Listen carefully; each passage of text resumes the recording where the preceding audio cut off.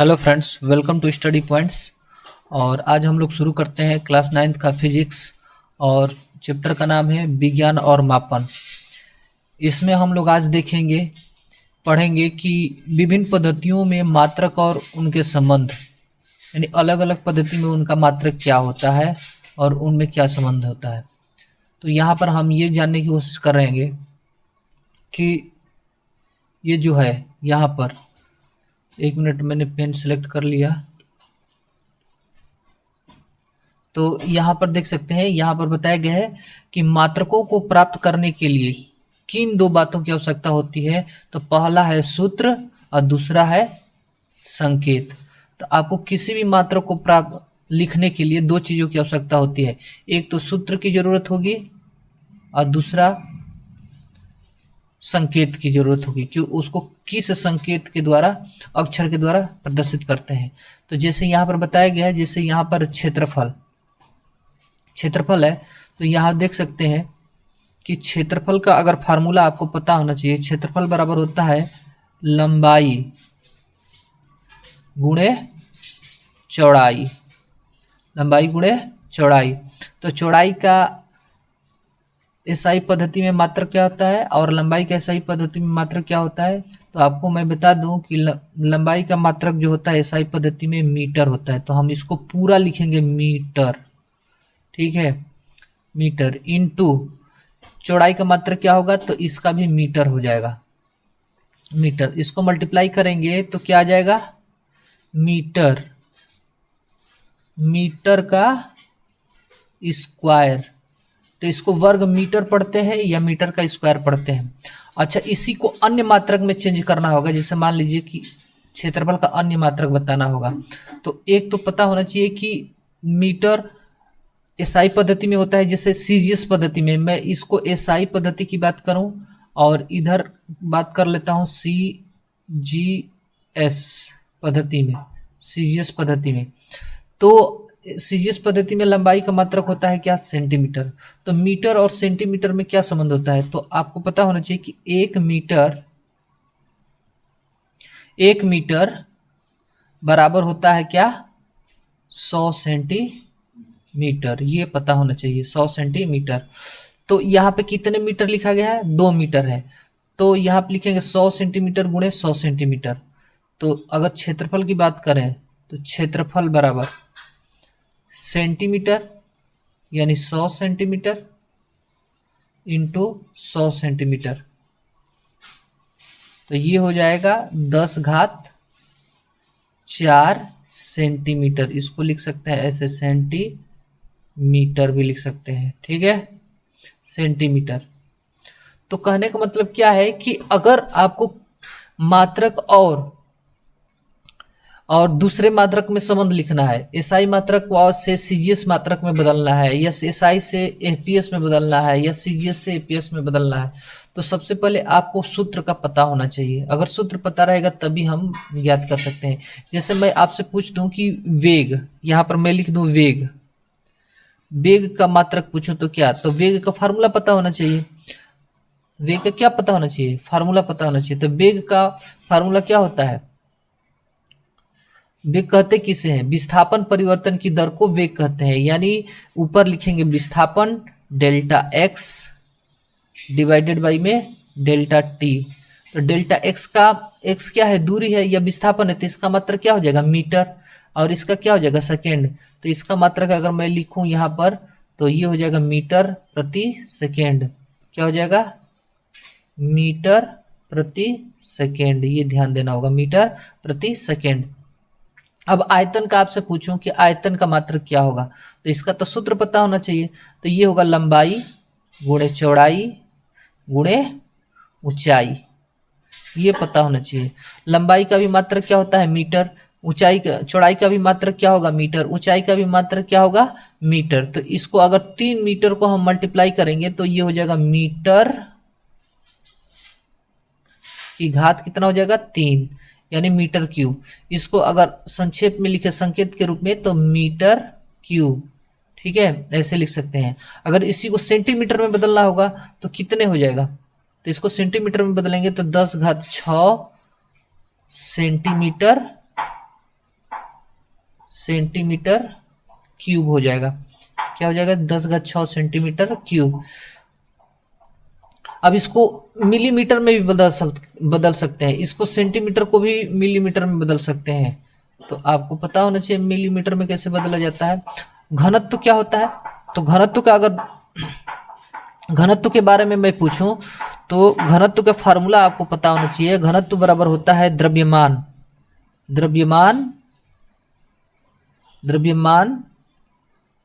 बटा आयतन, द्रव्यमान बटे आयतन। तो ये ध्यान देंगे कि द्रव्यमान का मात्रक क्या होता है। तो द्रव्यमान की मात्रक की बात करते हैं तो ये हो जाएगा kg। द्रव्यमान का मात्रक क्या होगा? kg। और आयतन का मात्रक मीटर क्यूब अभी निकाले हैं। तो इसको या तो kg, इस बटा जो है बटा है इसको पढ़ते हैं प्रति।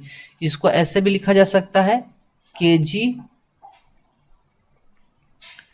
प्रति मीटर क्यूब, या इसको ऐसे भी लिखा जा सकता है kg मीटर की पावर -3। ये केवल मीटर की घात पे 3 है, तो यहाँ पे मल्टीप्लाई लिख सकते हैं। ठीक है, तो इस तरह से हम लिख सकते हैं। आगे देखेंगे, आगे और दाब किसे कहते हैं।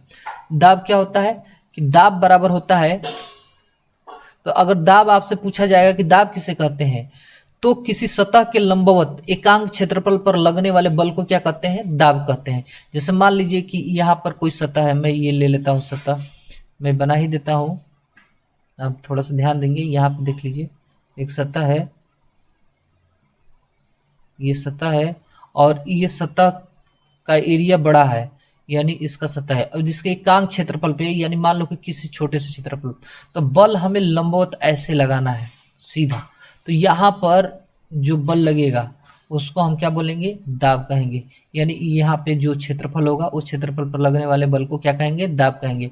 तो एकांक क्षेत्रफल पर लगने वाले लंबवत बल को क्या कहते हैं? दाब कहते हैं। तो दाब बराबर क्या हो जाएगा? लंबवत बल F डिवाइडेड बाई एरिया, क्षेत्रफल। तो अब यहाँ पता होना चाहिए कि बल क्या है। बल किसे कहते हैं? बल क्या है? धक्का देना और खींचना ही क्या कहलाता है? बल कहलाता है। तो यहाँ पे बल का मात्रक पता होना चाहिए। बल का मात्रक नहीं पता है तो बल का मात्रक निकालने के लिए आपको बल का फार्मूला पता होना चाहिए। अब यहाँ पर मैं लिख देता हूं, बल का मात्रक हो जाएगा न्यूटन। क्या लिखेंगे? Newton. Newton Newton Newton divided by area है, क्षेत्रफल। क्षेत्रफल का मात्रक अभी निकाले थे हम लोग, मीटर का स्क्वायर। ये ध्यान देना होगा, क्षेत्रफल का मात्रक क्या निकाले थे? मीटर का स्क्वायर। अच्छा, तो इसको पढ़ सकते हैं, न्यूटन को n से प्रदर्शित करते हैं तो न्यूटन प्रति मीटर स्क्वायर। अच्छा, न्यूटन को भी हम तोड़ सकते हैं, क्योंकि न्यूटन का मात्रक, अगर हम न्यूटन को एमकेएस पद्धति में मात्रक देखें तो एमकेएस पद्धति में मात्रक हो जाएगा किलोग्राम मीटर प्रति सेकेंड स्क्वायर। तो यहाँ पे हम लिख सकते हैं उसकी जगह भी। तो अगर इसको मैं तोड़ूं न्यूटन को तो ये हो जाएगा किलो केजी मीटर प्रति सेकेंड, यानी ये चला जाएगा नीचे, मीटर इंटू सेकेंड का स्क्वायर। यहाँ पे ध्यान देंगे, सेकेंड का स्क्वायर। अच्छा, यहाँ पे 2 मीटर थे, 1 मीटर से 1 मीटर क्या हो जाएगा? कैंसिल। तो ये हो जाएगा केजी प्रति मीटर इंटू सेकेंड का स्क्वायर। ये याद रखेंगे। तो ये एमकेएस पद्धति में दाब का मात्रक हो जाएगा। ठीक है। अब ताप क्या होता है? ताप के डिफिनीशन आप कमेंट बॉक्स में बताएंगे कि ताप किसे कहते हैं। और ठीक है, तो कमेंट बॉक्स में कमेंट करेंगे सभी लोग। आइए हम लोग यहाँ पे देखते हैं कि ताप का मात्रक क्या होता है। तो ताप का मात्रक एमकेएस पद्धति में या एसआई पद्धति में ताप का मात्रक होता है केल्विन। क्या होता है? केल्विन। केल्विन होता है। ठीक है, केल्विन। और इसको रिप्रेजेंट किससे करते हैं? प्रदर्शित करते हैं कैपिटल के। यहाँ पे ध्यान देना होगा, कैपिटल के से इसको प्रदर्शित करते हैं, कैपिटल के से प्रदर्शित करते हैं। और इसके साथ में हम डिग्री नहीं लिखते हैं। अगर कहीं ऐसा लिखा है 273 डिग्री केल्विन तो ये क्या है? गलत है। सही क्या लिखने का तरीका है? 273 यानी 273 के लिख देंगे। लेकिन यही अगर सेंटीग्रेड में लिखना होता है ताप का अन्य मात्रक भी है 273। अब यहाँ पे डिग्री लिखेंगे, से लिखेंगे, तो ये सही है। अब यहाँ पर ये सही है, ध्यान देना होगा कहाँ कैसे लिखना है, ठीक है। तो अगर मैं बात करूं कि डिग्री और सेल्सियस में क्या संबंध होता है, तो आपका ये आपको पता होना चाहिए कि 1 डिग्री सेल्सियस इक्वल टू होता है 1 केल्विन।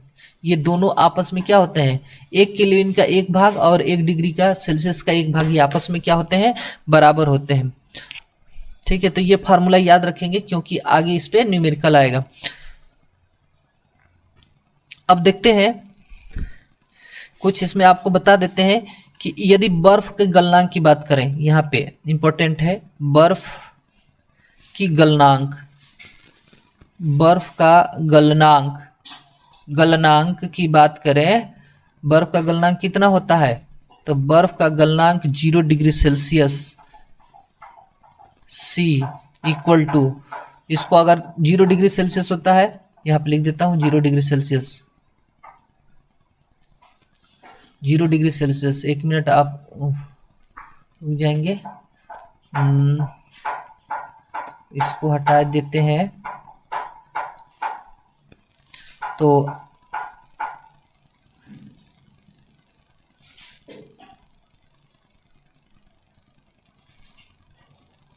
देखते हैं बर्फ का गलनांक क्या होता है, कितने डिग्री सेल्सियस पर बर्फ गलने लगता है, तो 0 डिग्री सेल्सियस पर बर्फ गलने लगता है। और इसको केल्विन में बदले तो 273.15 ये एक्यूरेट वैल्यू होती है। चूंकि हम लोग ये याद रखेंगे 273.15 होता है, या हम लोग याद रखेंगे क्या, केवल इतनी वैल्यू याद रखेंगे, या इसको ऐसे लिख लो 273 केल्विन, लगभग में ये वैल्यू याद रखेंगे, ठीक है, लगभग में।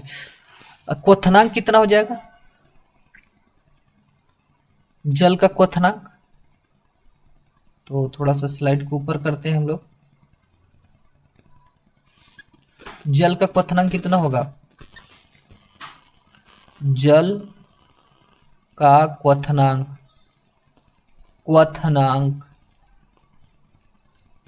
जल का क्वथनांक,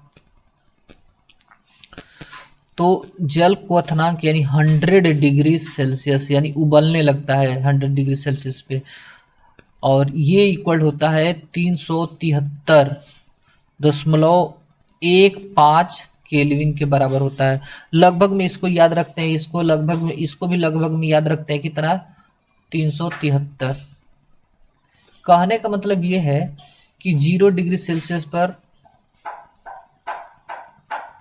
बर्फ गलने लगता है और 100 डिग्री सेल्सियस पे जल उबलने लगता है, ये याद रखना है।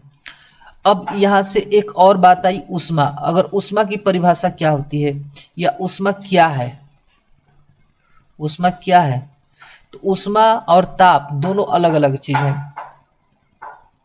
ताप क्या होता है, तो किसी वस्तु की गर्माहट लगना या ठंडेपन लगना, वो क्या कहलाता है, ताप। अगर इंग्लिश में हम बोले तो hotness and coldness of a body is called temperature.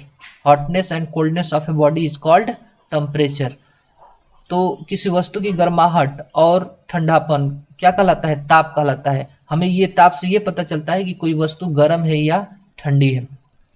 But ऊष्मा क्या होता है, ऊष्मा एक प्रकार की क्या है, ऊर्जा है। ऊष्मा क्या है, एक प्रकार की ऊर्जा है, जो कि ये संचरित होती है पूरे तार में। यानी गर्म वस्तु से ठंडी वस्तु की ओर ऊष्मा का संचरण होता है, ये याद रखेंगे हमेशा। ऊष्मा का संचरण किस दिशा में होता है, गर्म वस्तु से ठंडी वस्तु की ओर होता है ऊष्मा का संचरण। ठंडी वस्तु, कोल्ड बॉडी लिख देते हैं, कोल्ड बॉडी की तरफ होता है ऊष्मा का संचरण।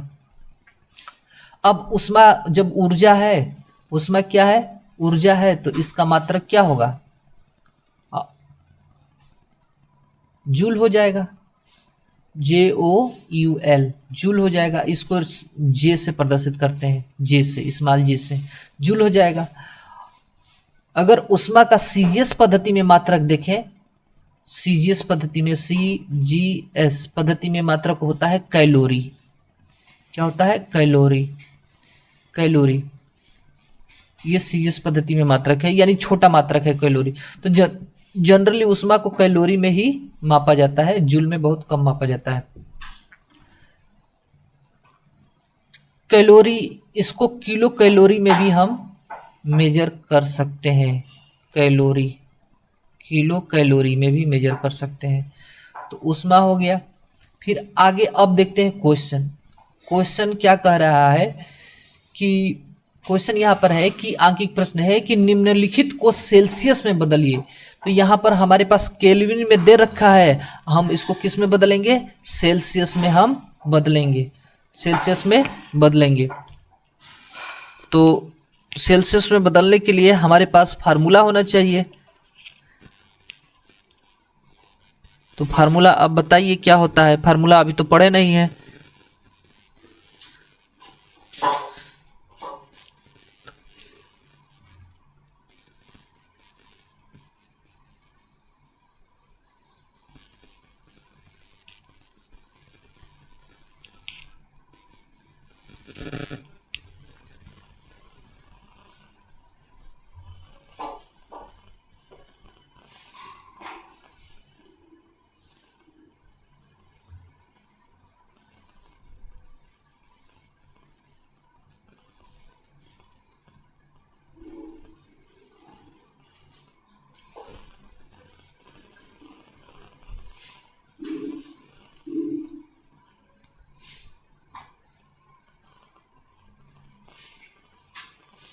तो आइए इसको हल करते हैं, और एक आपको फार्मूला बता देंगे लास्ट में, इस क्वेश्चन के लास्ट में। तो ये पहला क्वेश्चन है 300 केल्विन। 300 केल्विन को हमको चेंज करना है किस में? 300 केल्विन को चेंज करना है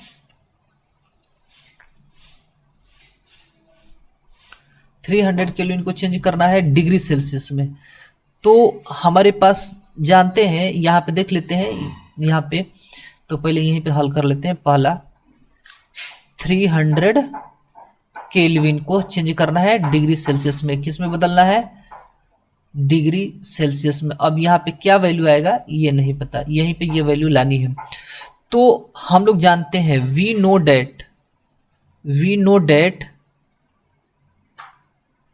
डेट कि 0 degree C equal to 273 kelvin होता है। 0 डिग्री सी मतलब 273 केल्विन होता है। अब हमें बदलना है इस केल्विन को डिग्री सेल्सियस में। इस केल्विन को क्या करना है?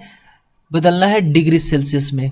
तो यहाँ पर हम करते क्या है कि आपके पास फार्मूला ये होता है कि अगर डिग्री सेल्सियस में बदलना है केल्विन को, तो ये याद रखना है कि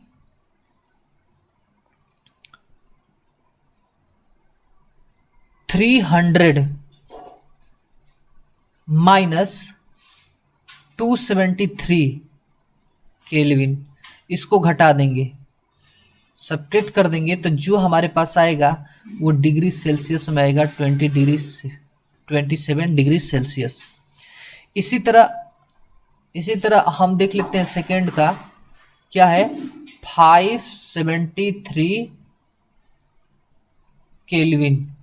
तो हम क्या करेंगे, इसमें से हम क्या करेंगे? 273 को हटा देंगे। 573 माइनस 273 इक्वल टू हो जाएगा कितना? 300 डिग्री सी। ये है। नेक्स्ट क्वेश्चन देखते हैं। अब 25 डिग्री सी को बदलना है किसमें? केल्विन में बदलना है। 25 डिग्री सी को बदलना है केल्विन में। तो ताप कर्वजन फार्मूला क्या होगा? ये एक तो उस फार्मूले से बदल सकते हैं,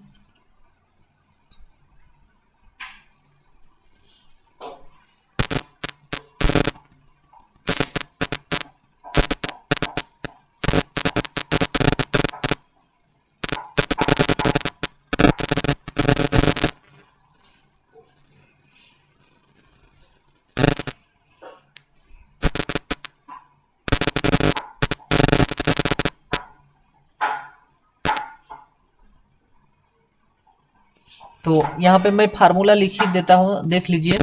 तो ये होता है, यहाँ पे देख सकते हैं, नोट में मैं यहाँ लिख देता हूँ, नोट फार्मूला होता है C/100। C/100 लिखेंगे या C/5? चलो मैं C/100 ही लिख देता हूँ, इसको छोटा करके दिखा देंगे। और होता है फ़ारेनहाइट में लिखता हूँ तो F-32 डिवाइडेड बाई 180, कितना हो जाएगा 180, equal to K-273 divided by कितना हो जाएगा 100। अब इसको क्या करेंगे, इसको क्या कर लेते हैं, या तो ये याद रखेंगे फार्मूला, या तो इसको हम छोटा कर देते हैं। ये 20 से कटाएंगे 100 तो 5 टाइम्स में कैंसिल हो जाएगा, तो यहाँ पर हो जाएगा C/5 इक्वल टू, ये ऊपर वैसे ही रहेगा F-32 डिवाइडेड बाई, इसको कटाओ 20 से तो ये हो जाएगा 9, 180 को 20 से डिवाइड करेंगे तो कितना आ जाएगा 9 इक्वल टू, ये न्यूमरेटर ऐसे ही रहेगा 273 डिवाइडेड बाई कितना आ जाएगा 5। एक तो ये फार्मूला है। अब ये फार्मूला मैं ऊपर वाले क्वेश्चन में भी लगा कर दिखा देता हूँ कि कैसे इसको अप्लाई करते हैं, ठीक है। देखिए, तो हमें डिग्री को किस में बदलना है, केल्विन में। तो फार्मूला हमारे पास है C/5, सॉरी केल्विन को डिग्री में बदलना है, इक्वल टू ये होता है K-273 डिवाइडेड बाई कितना आ जाएगा, ये भी 5, ये 5 से 5 क्या हो जाएगा cancel, C equal to K की जगह हम ये केल्विन का मान रखेंगे, कितना है इसका, K की जगह मान कितना है, तो ये देख लेंगे। तो यहाँ पर है आपके पास ये है 3, तो K की जगह हम क्या रखेंगे 3, तो यहाँ पर हो जाएगा, तो 300 माइनस 273, तो ये आ जाएगा C equal to 27 degree C। तो ऐसे भी इस तरह से भी कर सकते हैं, ठीक है, और यही आपके लिए आसान पड़ेगा हल करना। अतः हम इसी फार्मूला का यूज करके हम 25 डिग्री C को बदलते हैं। देखते हैं, यहाँ पे C की वैल्यू दिया है, डिग्री C इक्वल टू दिया है 25 डिग्री C, और इसको चेंज किस में करना है, केल्विन में, यानी इसको चेंज कर देना है केल्विन में।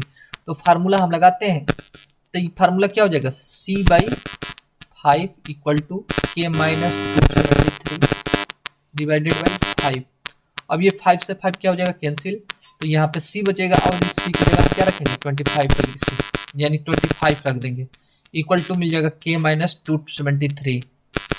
अब इसको इधर लाएंगे तो ये क्या हो जाएगा, माइनस है तो इधर आएगा तो प्लस हो जाएगा, तो 25 प्लस 273 इक्वल टू K। अच्छा, इसको जोड़ देंगे तो 5 3 8, 7 और 2 9, और ये क्या बच जाएगा 2, यानी कितना आ जाएगा 298 केल्विन आ जाएगा। इसका आंसर K बराबर हो जाएगा 298 केल्विन हो जाएगा। उसी तरह इसको आप चेंज करेंगे और कमेंट में बताएंगे कि इसका मान कितना आएगा केल्विन में, ठीक है, कमेंट में जरूर बताएंगे। नेक्स्ट क्वेश्चन है, कह रहा है कि एक लोहे के एक टुकड़े का आयतन इतना है, 0.45 घन मीटर है और उसका द्रव्यमान 3510 किलोग्राम है, यानी 3510 किलोग्राम है। तो लोहे का घनत्व बताइए। तो लोहे का घनत्व हमें निकालना है। अब तो घनत्व का फार्मूला पता होना चाहिए, घनत्व बराबर होता है द्रव्यमान बटे आयतन। तो सबसे पहले क्वेश्चन हल करने का तरीका है, इस तरह का क्वेश्चन हल करने का तरीका क्या है कि क्वेश्चन में क्या दिया है उसको हम लिख लेते हैं। तो हमारे पास यहाँ पर है, मैं लिख लेता हूं, वी हैव गिवन, हमारे पास दिया क्या है, तो लोहे के टुकड़े का आयतन दे रखा है। यहां पे मैं लिख लेता हूं, लोहे के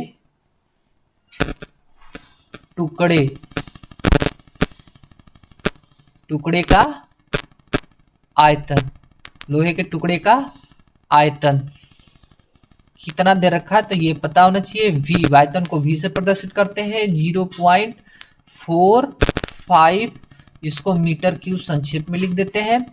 और उसके बाद दिया है लोहे का द्रव्यमान, तो हम यहाँ पे लिख देते हैं लोहे के टुकड़े का द्रव्यमान, तो यहीं पे ऐसे लिख देते हैं तथा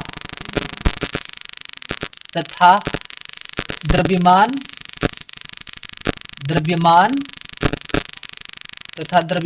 m बराबर हो जाएगा, कितना दिया है 3510 kg, ये याद रखना है। अब फार्मूला हमारे पास होता है घनत्व निकालना है, तो सूत्र क्या होता है, तो यहां से हल कर लेते हैं। सूत्र क्या होता है, तो सूत्र हो जाएगा घनत्व बराबर होता है द्रव्यमान बटे आयतन। अब यहाँ पे देख लेते हैं, तो घनत्व को रो से प्रदर्शित करते हैं, डी भी लिख सकते हैं। द्रव्यमान कितना है, द्रव्यमान है 3510 केजी है, तो केजी लिख लेते हैं, डिवाइडेड बाई क्या है 0.45 है। तो इसको हल करेंगे तो हमारे पास आ जाएगा कितना, इसका आ जाएगा 78700, ऊपर केजी है, नीचे मात्रा क्या है मीटर क्यूब, तो केजी प्रति मीटर क्यूब ये हो जाएगा। ठीक है, इसको अगर और छोटा में लिखना चाहते हैं तो 7.8 इंटू 10⁻³ केजी प्रति मीटर क्यूब हो जाएगा इसका आंसर। ठीक है, ऐसे फार्मूला आपको याद होना चाहिए, घनत्व बराबर द्रव्यमान बटे आयतन, और ये हो जाएगा। ठीक है, नेक्स्ट देखते हैं हम लोग को। नेक्स्ट क्वेश्चन क्या है कि एक फुट को मीटर में व्यक्त करें, यानी फुट को किस में बदलना है, ये फुट एफपीएस में लंबाई का मात्रक है, और मीटर जो है एसआई पद्धति में लंबाई का मात्रक है। तो यानी फुट को बदलना है मीटर में, फुट को कहाँ बदलना है मीटर में। तो हमारे पास दिया गया है और पता भी होना चाहिए कि कितना मीटर होगा, एक फुट को मीटर में बदलना है। तो इसके लिए हमें पता है ना होना चाहिए कि दिया है कि 1 इंच बराबर, ये हमें पता होना चाहिए। तो पहले हम लिख लेते हैं वी नो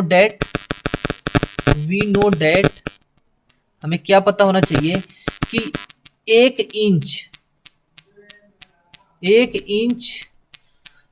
इंच बराबर होता है 2.54 सेंटीमीटर, ये हम जानते हैं। और 1 फुट बराबर होता है 1 फुट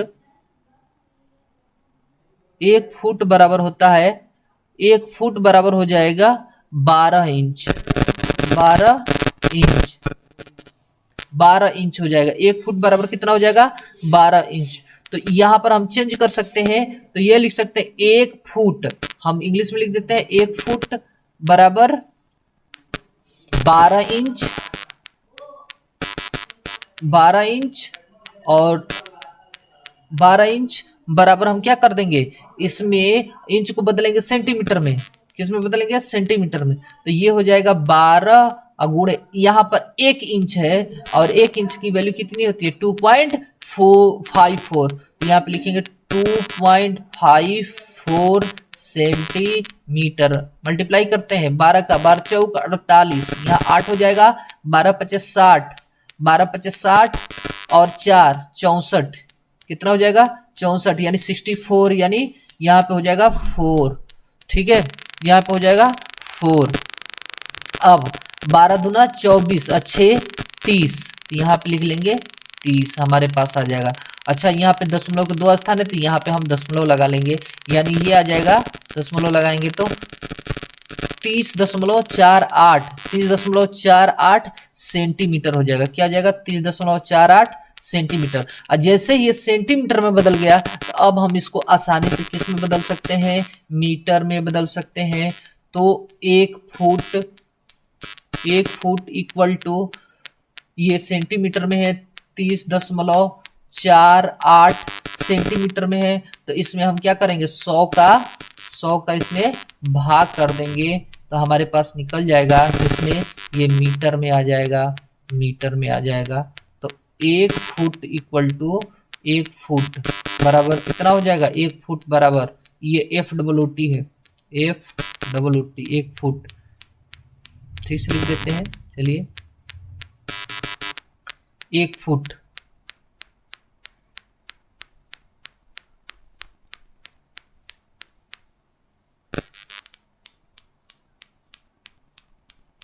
तो ये हो जाएगा,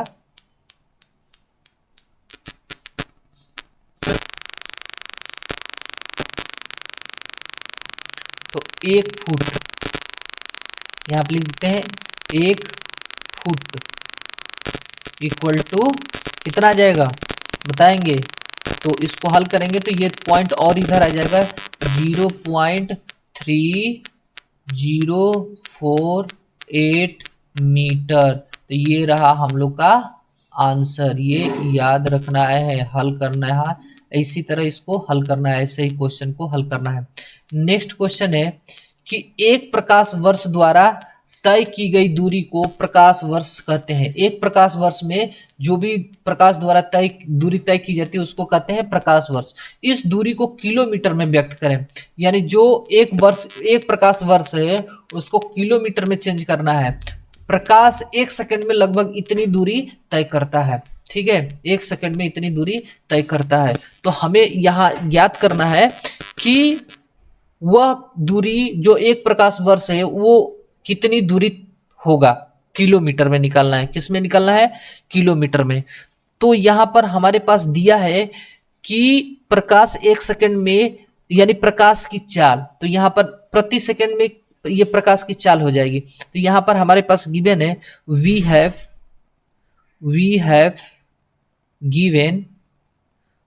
given speed of light, speed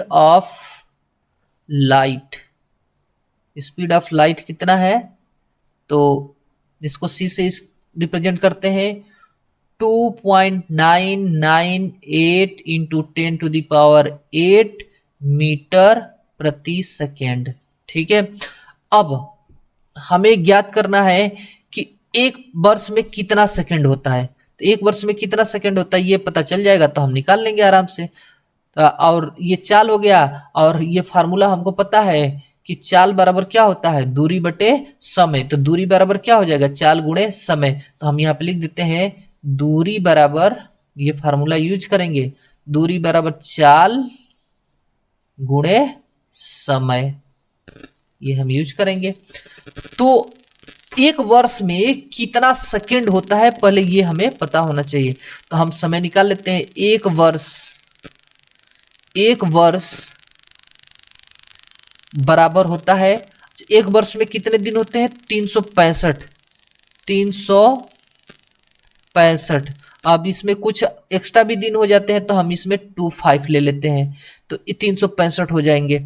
और एक दिन में 24 घंटे होते हैं, तो 365.25 में कितने घंटे होंगे, तो 24 का इसमें हम क्या करेंगे, गुणा कर देंगे, और 24 ये घंटा मिल जाएगा। अब ये पूरा घंटे को हमें बदलना होगा मिनट में, तो हम इसमें 60 से गुणा कर देंगे। अब इस पूरे मिनट को बदलना होगा सेकंड में, तो हम फिर 60 से गुणा कर देंगे, यानी 60 सेकंड। तो ये पूरी वैल्यू कितनी आ जाएगी, सेकंड में आ जाएगी। किस में आ जाएगी, सेकंड में आ जाएगी। अब ये समय निकल गया हमारे पास, यहाँ समय रख देंगे, ठीक है। चाल पता ही है तो हम यहाँ से निकाल लेते हैं, ठीक है। तो इसको हल करते हैं।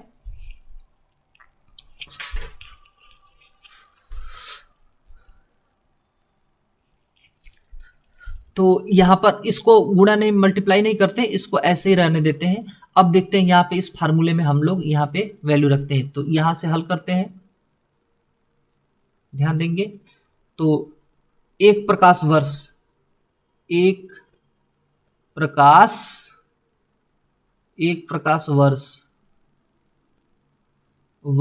इक्वल टू हो जाएगा एक प्रकाश वर्ष में तय की गई दूरी,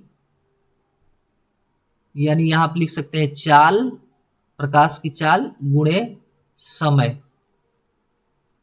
प्रकाश की चाल कितना है, तो 2.998 2.998 इंटू 10⁸8, ये हो जाएगा चाल गुणे समय। देखिए तो यहाँ पे लिखेंगे 365.25 मल्टीप्लाई 24 मल्टीप्लाई 60 मल्टीप्लाई 60, ये हो जाएगा। अब इसको पूरे को हल करेंगे, मल्टीप्लाई करेंगे तो हमारे पास आ जाएगा 9.46 इंटू 10⁻15 इंटू 10⁻15 मीटर ये आएगा। किस में आएगा? मीटर में आएगा। अब इसको किलोमीटर में बदलना है तो ये कितना हो जाएगा? किलोमीटर में बदलेंगे तो ये हो जाएगा 9.46 इंटू 10⁻, अब इसमें 1000 से भाग कर देंगे क्योंकि 1 किलोमीटर बराबर 1000 मीटर होता है, तो 1 मीटर बराबर कितना हो जाएगा? 1/1000। तो इसमें 1000 से भाग करेंगे तो ये कितना हो जाएगा? 13 मीटर हो जाएगा।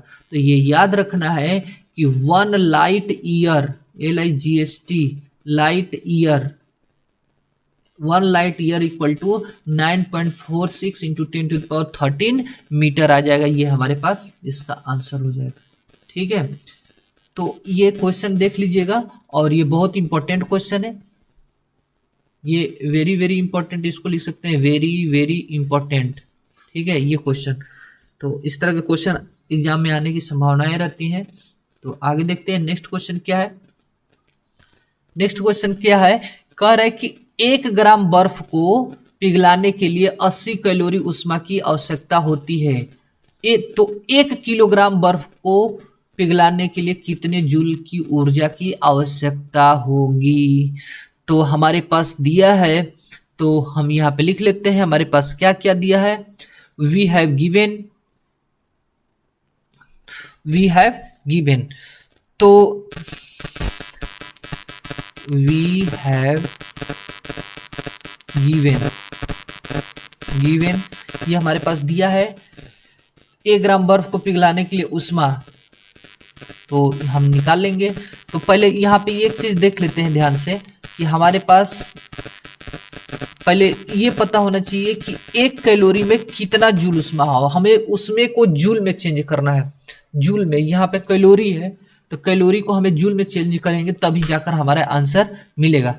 पहली बात कि क्वेश्चन हल करने के लिए ये देखेंगे कि जितने भी हमारे पास डेटा दिया है सभी एक ही सिस्टम में यानी एक ही पद्धति में मात्रक होना चाहिए। अब कैलोरी सीजीएस पद्धति में है, जूल एमकेएस पद्धति में है या एसआई पद्धति में, दोनों अलग अलग है। या तो जूल को बदल लो कैलोरी में या तो कैलोरी को बदल लो जूल में, तो हम कैलोरी को जूल में बदल लेंगे। ठीक है, तो यहां पर हम ध्यान देंगे कि 1 कैलोरी आपसे पूछा जाता है, 1 कैलोरी बराबर 4.186 जूल होता है, ये याद रखना है। कहीं कहीं केवल ये दिया था 4.2, 186 की जगह 4.2 भी दिया रहता है, ये आपको पता होना चाहिए। दूसरी चीज, एक चीज और पता होना चाहिए कि 1 किलोग्राम बराबर यानी 1 केजी बराबर होता है 1000 ग्राम। क्या होता है? 1000 ग्राम।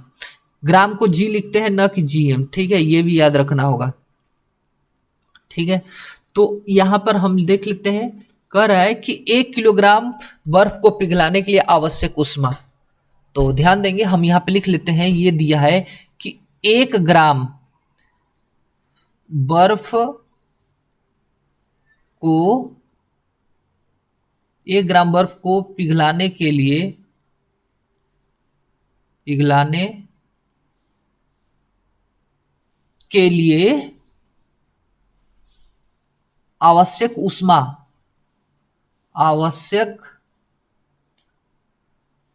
आवश्यक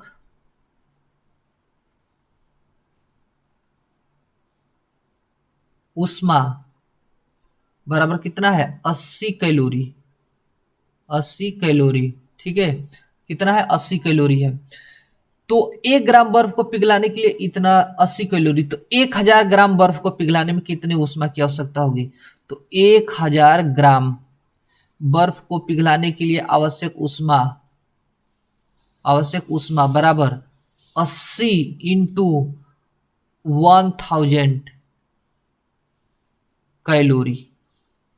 तो ये कितना हो जाएगा, 80,000 कैलोरी हो जाएगा, 80,000 कैलोरी। ये वही बात हुई कि एक पार्ले जी का दाम 5 रुपया है तो 10 पार्ले जी का दाम कितना होगा, यानी 50 रुपया। एकदम सेम सेम उसी तरह से ये क्वेश्चन हो, यानी 1 ग्राम बर्फ को पिघलाने के लिए आवश्यक उष्मा 80 कैलोरी है तो 1,000 ग्राम बर्फ को पिघलाने के लिए आवश्यक उष्मा 80,000 कैलोरी हो जाएगी। अब इस 80,000 कैलोरी को हम बदल देंगे किस में, जूल में। तो हमें पता है कि 1 कैलोरी बराबर कितना होता है, इतना जूल। तो हम इसमें क्या करेंगे, गुणा कर देंगे कितना, 4.186 का मल्टीप्लाई कर देंगे। तो यहां पे लिख लेंगे 1 ग्राम को मतलब क्या हो गया, 1 kg बर्फ को पिघलाने के लिए आवश्यक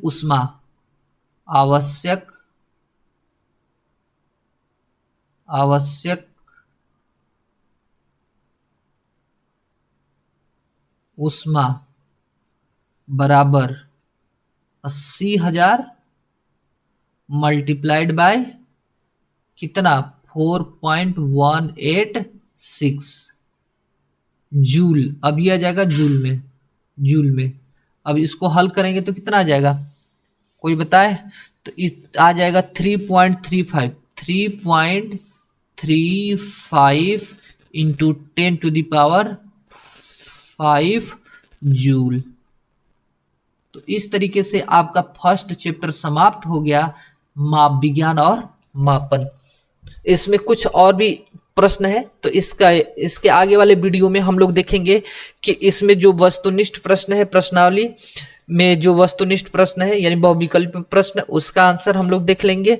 और आगे रिक्त स्थान में जो भी पूर्ति करने वाला है वो भी आ जाएगा एक वीडियो में। और अति लघुत्तरीय, लघुत्तरीय और दीर्घोत्तरीय प्रश्न भी आपको बता दिया जाएगा। तो यदि आपको ये वीडियो इंफॉर्मेटिव लगा या आपको अच्छा लगा तो इस वीडियो को अपने साथियों को शेयर कीजिए, जो भी बच्चे पढ़ने वाले हैं, और बताइए कि यहाँ पे इसी तरह से पढ़ाया जाता है, बहुत अच्छे से पढ़ाया जाता है। तो लाइक कीजिए, शेयर कीजिए और वीडियो को सब्सक्राइब जरूर कीजिएगा। और नोटिफिकेशन पाने के लिए बेल आइकन को जरूर दबाइएगा। Thank you for watching.